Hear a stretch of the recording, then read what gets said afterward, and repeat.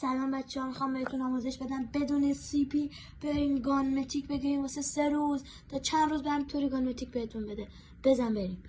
این گزینه ها انتخاب میکنید و از این گزینه ها باز میشه و بعد اینو که زدین اینجا میاد و بعد اینو میزنین میرین توش.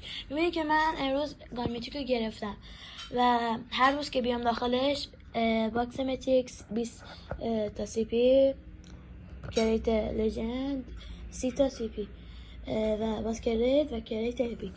و بعد که میبینید اینجا وقتی که میایم روی این که میزنیم روی این جا میزنیم میرسه چند تا 50 تا سی پی میخواد و ما داخل اون رایگانه 50 تا سی پی رایگان بهمون میده، یعنی میتونیم سی پی بدیم و اینا هر کدومش واسه یه روز بگیریم. هر روز که بیام یه دونهشو بهمون میده.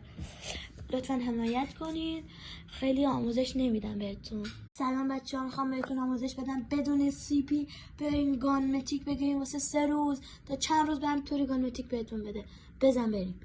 این گزینه ها انتخاب میکنید و از این گزینه ها باز میشه و بعد اینو که زدین اینجا میاد و بعد اینو میزنین میرین توش. میبینید که من امروز گانمتیک رو گرفتم و هر روز که بیام داخلش باکس متیکس 20 تا سی پی، کریت لژند 30 تا سی پی و باز کریت و کریت اپیک.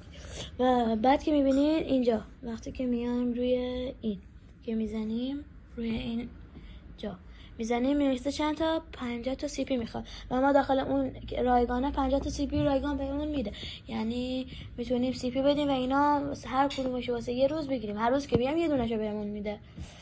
لطفا حمایت کنید، خیلی آموزش نمیدم بهتون.